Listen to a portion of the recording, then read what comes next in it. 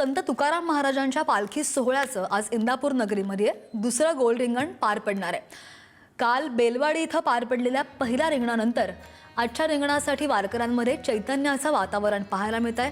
विठुरायाच्या भक्तीमध्ये तल्लीन झालेल्या वारकऱ्यांचा हा सोहळा पाहण्यासारखा आहे। आणि वारीचे सगळे ताजे अपडेट्स किंवा जे काही वारीमध्ये घडतंय, भाविकांचे आपण पाहतोय हा सगळा उत्साह असेल, त्या सगळ्या अपडेट्स आमचे प्रतिनिधी निलेश आपल्यापर्यंत पहिल्या दिवसापासून वारीच्या पोहोचवतात।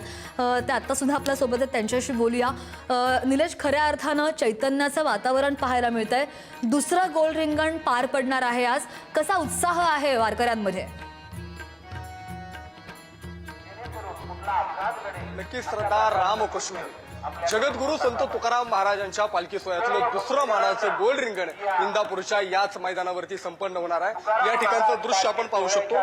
काल बेलवाडी या ठिकाणी पहिलं गोल रिंगण पार पडलं आणि त्यानंतर आज इंदापूरच्या या मातीमध्ये दुसरं गोल रिंगण पार पडत आहे। खरं तर छत्रपती शिवाजी महाराजांचे आजोबा सरदार मानोजीराजे भोसले यांची कर्मभूमी आहे, त्यांच्या नावाने या इंदापूर नगरीची ओळख आहे आणि या नगरीमध्ये दुसरं गोल रिंगण आज काही वेळामध्ये या ठिकाणी संपन्न होणार आहे। वारकऱ्यांच्या आनंदाला उधाण आलंय। आपण या ठिकाणचं दृश्य पाहू शकतो। वारकऱ्यांनी आतापासूनच किंवा इंदापूरकर वासी असतील यांनी या ठिकाणी हे रिंगण पाहण्यासाठी मोठ्या प्रमाणावरती गर्दी केलेली आहे आणि एक आनंदाचं वातावरण या ठिकाणी आहे। दुसऱ्या बाजूला संत ज्ञानेश्वर महाराजांच्या पालखी सोहळ्यानं आज भल्या सकाळी फलटणवरून प्रस्थान ठेवलेलं आहे आणि बरड मुक्कामासाठी हा पालखी सोहळा दाखल झालाय। आज संत ज्ञानेश्वर महाराजांच्या पालखी सोहळ्याचा सुद्धा सातारा जिल्ह्यातला शेवटचा मुक्काम असणार आहे। उद्या तो पालखी सोहळा सोलापूर जिल्ह्यामध्ये प्रवेश करणार आहे। संत तुकाराम महाराजांच्या पालखी सोहळ्यामध्ये जी काही मानाची गोल रिंगण पार पडत असतात, बेलवाडी असेल, इंदापूर असेल, अकलूज असेल आणि वाखरी या ठिकाणी रिंगण सोहळे सगळे संपन्न होतात।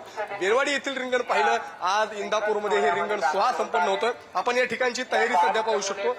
याच मैदानामध्ये काही वेळात पालखी सोहळा दाखल होईल। पालखी सोहळा दाखल झाल्यानंतर या मैदानाच्या मध्यभागी पालखी त्या ठिकाणी रथातून या ठिकाणी आणली जाईल आणि त्याच्यानंतर भगवी पताका घेतलेले पताकाधारी असतील, टायकरी असतील, डोक्यावरती तुळशी वृंदावन घेतलेल्या महिला वारकरी असतील, या सगळ्यांचं रिंगण पार पडेल, विणेकरांचं रिंगण पार पडेल आणि मग सरते शेवटी जे मानाचे अश्व आहेत बाबुळगावचा आणि अकलूजच्या मोहिते पाटलांच्या, या दोन अश्व या रिंगण सोहळ्यामध्ये सहभागी होत असतात आणि हे दोन्ही अश्व या ठिकाणी मैदानाच्या 3 दौड या ठिकाणी मारत असतात आणि अश्वांच्या 3 दौड झाल्यानंतर हे रिंगण खऱ्या अर्थानं संपन्न होत असतं आणि वारकरी ज्यावेळेस चालून थकतात, वारकऱ्यांना जो काही थकवा येतो, वारकऱ्यांचा क्षीण नाहीसा करण्याचा हा सगळा सोहळा म्हणजे रिंगण सोहळा असतो आणि वारीची वाट चालत असताना वारकऱ्यांना सर्वोच्च आनंद जर कोणत्या गोष्टींमध्ये मिळत असेल तर या रिंगण सोहळ्यामध्ये मिळत असतो।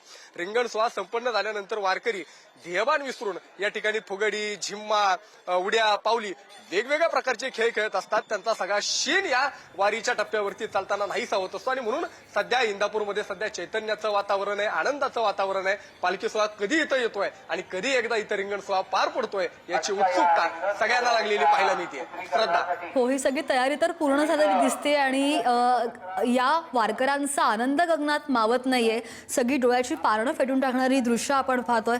निलेश, धन्यवाद दिलेल्या सगळ्या सविस्तर माहितीसाठी।